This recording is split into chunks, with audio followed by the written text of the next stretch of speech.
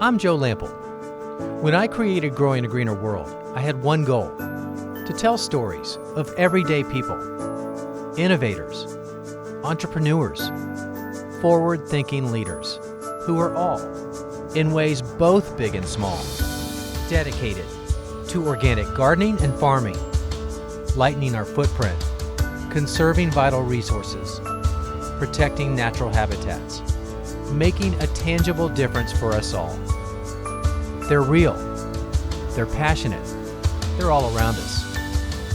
They're the game changers who are literally growing a greener world and inspiring the rest of us to do the same. Growing a Greener World, it's more than a movement, it's our mission.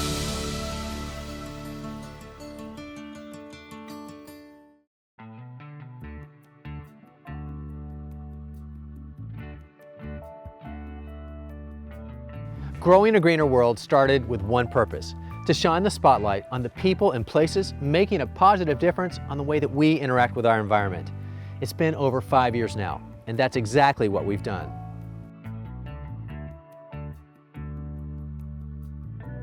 We've crisscrossed the country dozens of times and even island hopped our way to foreign soil, looking for the best sustainable practices and most inspiring success stories. We've seen some incredible places, done a few unbelievable things, and met plenty of amazing people along the way. On today's episode, we look back on some of our favorites, as well as the stories that you've told us resonated most deeply with you, our Growing a Greener World family.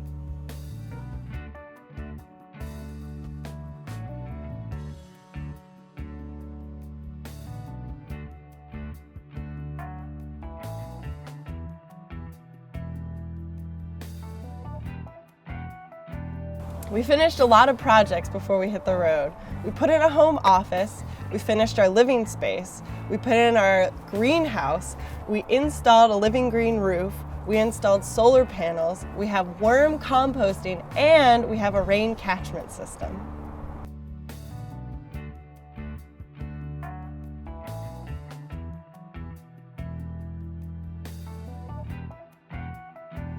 Our main goal is to build as many gardens as we possibly can along our way, and connect with as many people who are interested in gardening and agriculture and nutrition and outdoor living as possible. I think one thing that we can bring to each site that we visit is just a unique understanding of building in an urban setting.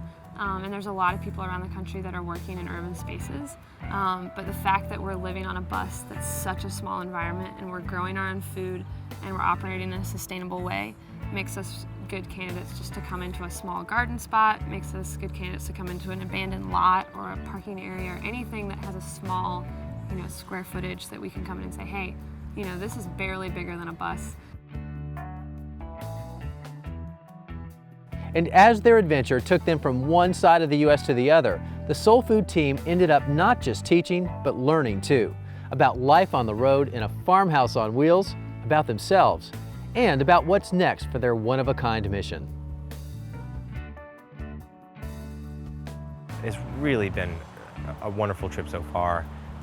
Met so many good people unexpectedly. I mean, we knew there were going to be good people out there, but every single place we've gone, it can be a rough part of the city, it could be wherever, but it's always good people and good high spirits. Whenever it's focused around growing food, it's a great time. So many things have surprised me on this trip, and I think more than anything, how tired we are all the time has been the most surprising, just because we're doing so many things on any given day, meeting so many different people, traveling so many miles in any amount of time, that it's a wonderful tired, but just like a deep exhaustion just from doing so much great stuff with different groups. I've actually been totally blown away with the kindness, just unconditional kindness of people all around the country, and just sheer excitement for our project, and then also excited that we're excited about what they're excited about, and just gardening and growing, and everyone's happy, and so it's been really awesome so far. So what's next? Well, after a much needed break to recoup and recharge, The Soul Food team says they're looking to put down more permanent roots in their hometown of Durham, North Carolina, while keeping their mobile efforts alive with maybe another cross-country trip and perhaps even a fleet of Soul Food buses taking to the highways of America again. Okay, Hoodie, you gotta move, buddy.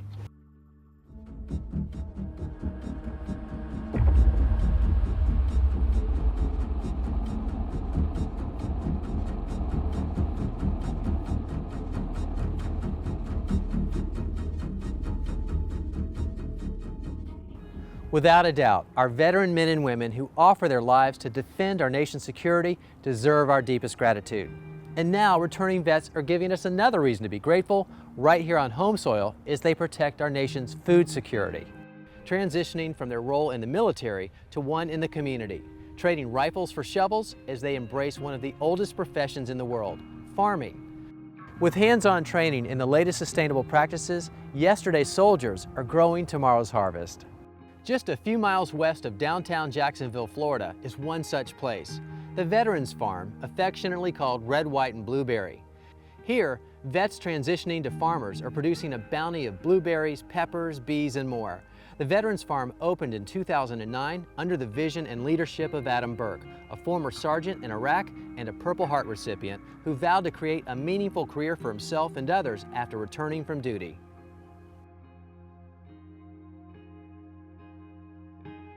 In 2004, after being injured in Iraq, I came back and I had problems with shrapnel in my body and in my head, and had problems with post-traumatic stress disorder.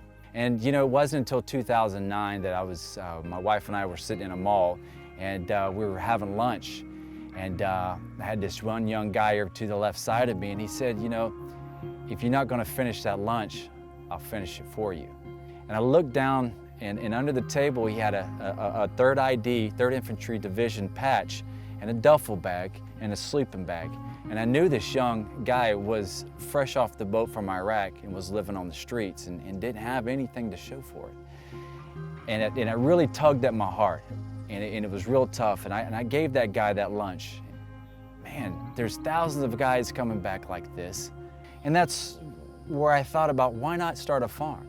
Not only for myself to help with my post-traumatic stress, my traumatic brain injury and everything else that was going on to me, but why not share this with your friends? And our friends were our other disabled veterans coming back, our brothers. And I felt it was my obligation, my duty, to go out there and lead this, to be a pioneer in farming for veterans and young veterans. And that's just what we did. And then we started bringing on more guys in here, and we developed the fellowship program, which is a 6-month fellowship program that we have today. And that covers everything in a guy's life, from everything from finding out what's going on in their lives, finding out what their weaknesses are, finding out what their strengths are.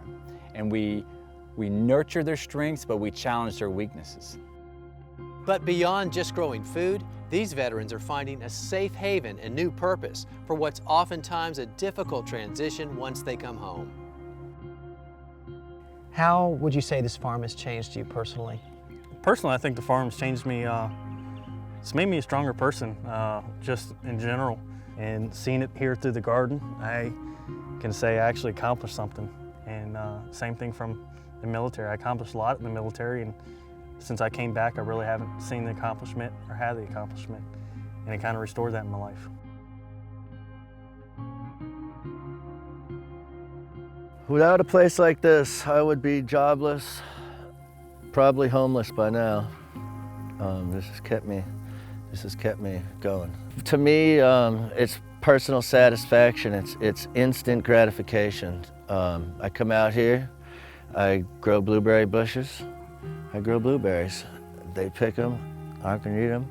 They're great. People can come in, my friends, family, any U-pickers, they can come in, they can pick my blueberries and tell me how good they are and how sweet they are. And you know, it's like a pat on the back. It's instant gratification. For me, the fact of that this could very well be my future.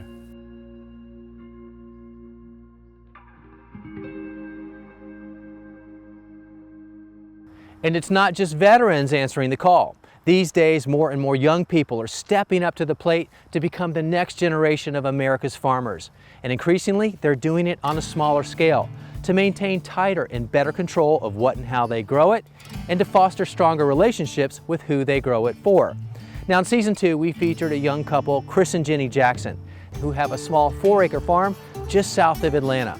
And they're the perfect example of this new generation of young farmers.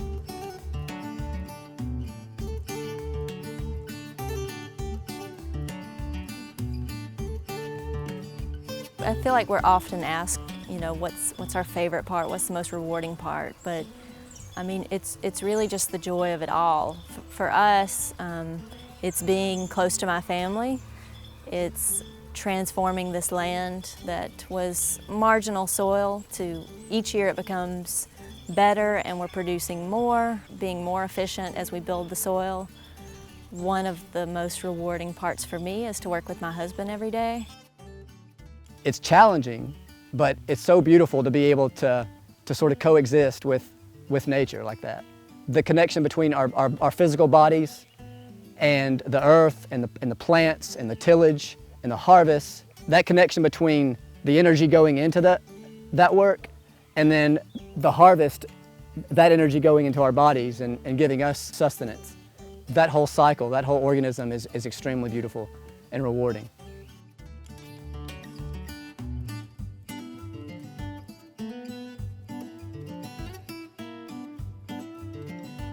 Just over an hour outside of Atlanta is another set of farmers dedicated to growing food with integrity and making that connection with others.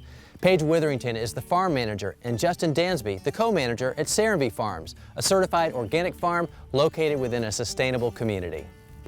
Currently growing on 8 acres, they have over 350 varieties of vegetables, herbs, and fruits with an emphasis on taste, genetic preservation, and organic production. Mindful of their impact on the environment, they only distribute their produce within a 40-mile radius of the farm.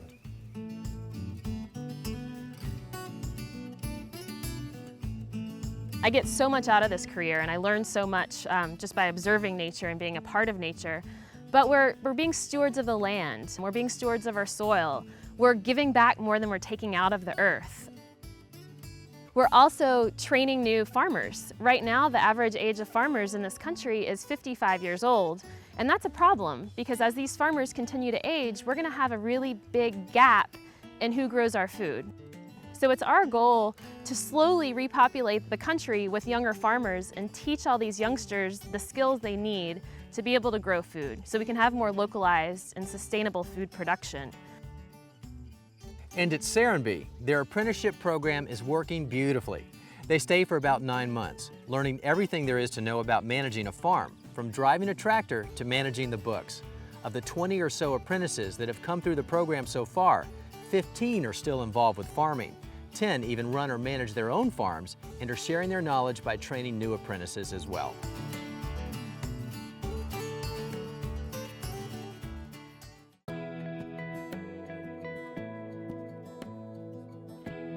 New York City.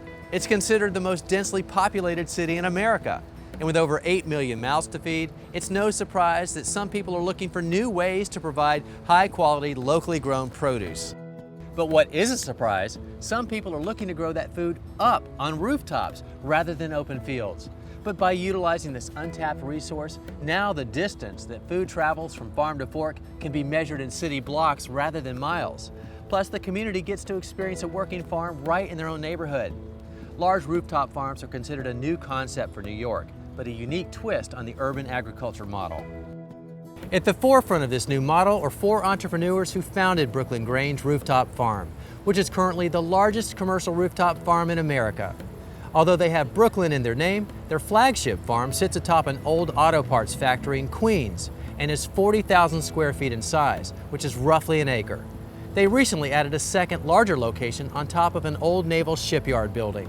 Their goal is to provide an urban rooftop farming model that can be replicated anywhere in the world and to educate urban dwellers about where their food comes from.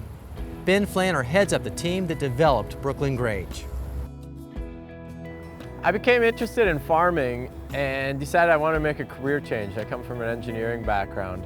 And I wasn't immediately drawn or seeing like some vision of rooftop farming. Started talking about it with friends, realizing I was a little bit nervous about leaving the city, and also just kind of Looking at all these open spaces, all this flat roof space, and learning about some of the environmental benefits of green roofs, that led us to start pursuing the idea of rooftop farming. Since we started the farm, there's been a number of things that have been surprising that have kind of, the farm's evolved on its own, but one of the most interesting things is the amount of people that have come to us. It's something that's difficult to find here in the city, to find agriculture, to learn about how plants grow, and to find it with the scale.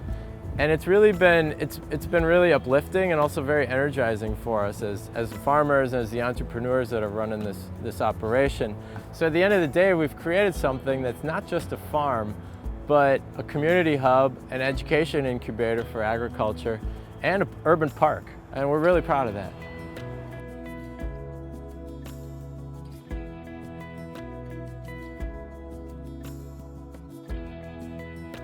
One of the most rewarding parts of rooftop farming right here in the city where I was born and raised is having the youth in the community come up and experience this green space and connect with nature in a way that's increasingly hard for urban dwellers to do.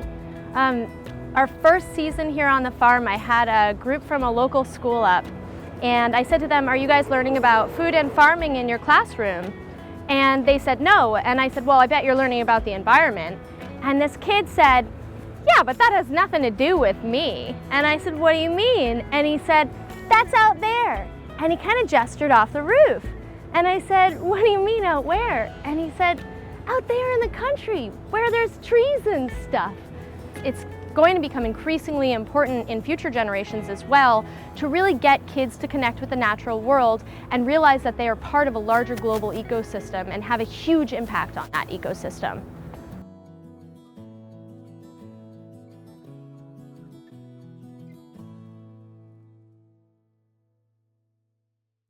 One of the biggest threats to our global ecosystem is the alarming decline in some of the world's pollinators.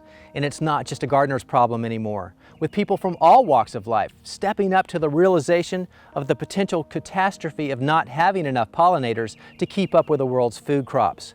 But as we learned in a fascinating episode from Season 5, it may not be the popular honeybee to solve the pollinator problem, but rather a lesser-known relative, the solitary mason bee, and one man dedicated to saving it.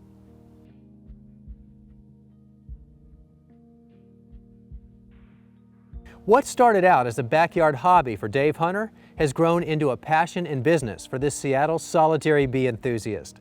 With a team of like-minded employees, they're helping to increase awareness of mason bees as a possible alternate pollinator to the world's commercial orchard and food producers. By encouraging gardeners everywhere to actively raise the easy-to-care-for mason bee, Dave may have discovered a way to help keep our food crops around the world productive while removing many of the stress and risks to honeybees used in commercial production. They work together. I say together, they're gregarious. A mason bee wants to be next to another mason bee or another solitary bee. But the biggest difference is there's no communication. They're just an individual bee doing their own thing by themselves. But the way they pollinate is so much different than a honeybee. And this is actually the key piece. With a honeybee, as they're gathering their pollen, it's going on the back legs, and they've heard these honey pockets. Not much pollen falls off the honeybee, and so a few flowers are pollinated each day. With the mason bee, way different. Okay? The mason bee, she comes in and she belly flops, and she's getting all this dry pollen on her abdomen, and off she goes to the next flower. She's getting the nectar while she's at it. Next flower, belly flop, nectar, and off she goes.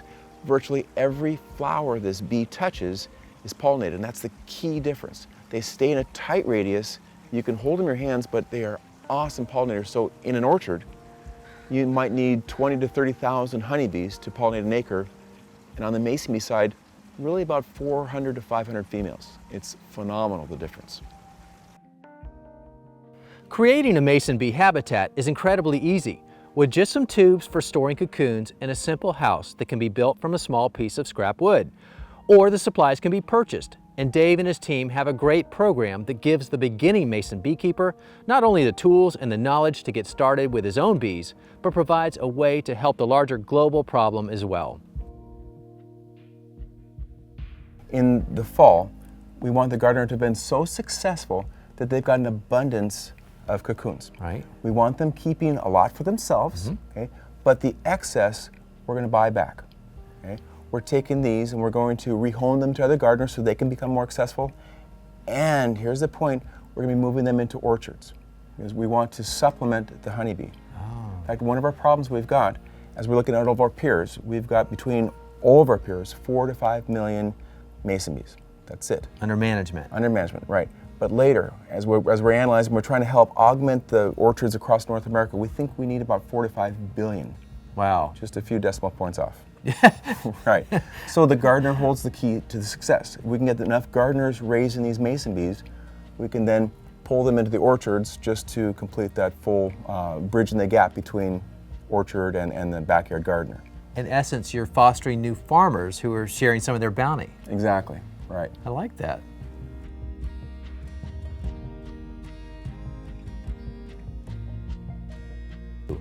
Everyday folks keeping backyard beehives or raising chickens in the suburbs or growing all the food they need to feed their family in the city. It sounds like a fringe movement until just a while back. But it's also the way everybody did it just a few generations ago. But it's also a way of life that more people are getting back to today.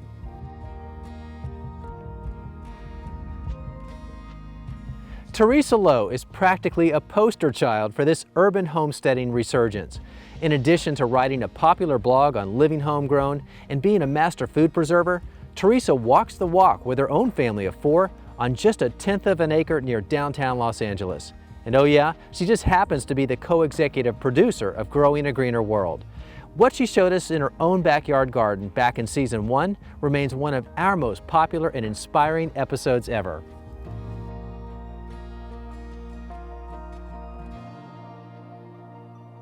The reason I started growing my own food originally was for fun, and also because I wanted to have fresh ingredients fresh off the vine. And I also wanted to grow things that you can't just pick up at the supermarket. But once I started having kids, I started growing food for a whole different reason. I wanted them to understand where their food came from. And for me, it was important that they become stewards of the earth. And we live right in the heart of the city, right next to the airport. So I wanted them to understand how to plant a seed and take it full circle. So we have our chickens and we have worms, and what we don't eat in the kitchen, we bring out to the compost and we put that back into the garden. So the whole thing connects for them. And I also wanted them to have a passion for gardening as much as I do. And that, to me, meant making gardening a scientific adventure. And food's a great connection for children. They get it. And so we turn all of our gardening into fun. We grow our own food and take it into the kitchen and make things with it.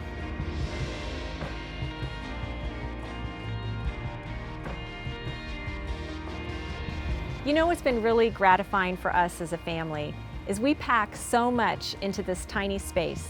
We grow enough food for our own family, we grow enough to give away, and then not wanting anything to go to waste, we can and preserve the extra harvest. And I'm a master food preserver, so I know how to capture all of those flavors in a jar, and it's just been fantastic for us. We're living homegrown fresh, and that's what it's all about. Well, I hope that something you've seen or a place that we've shown you, or perhaps a person that you've met on Growing a Greener World, has inspired you in some way to live more sustainably too. But if you want to learn more about anything that you saw in this episode or any of the other shows we've ever done, they're all on our website. The address, it's the same as our show name. It's growingagreenerworld.com. Thanks for joining us, everybody. I'm Joe Lample, and we'll see you back here next time for more Growing a Greener World.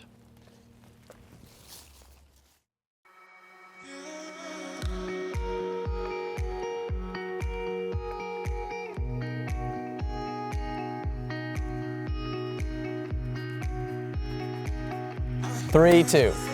Mindful of their impact on the environment, they only distribute their produce within a 40-mile radius of the rooster. 3, 2. 3, 2. Mindful of... Stop it. You're not in the chicken show.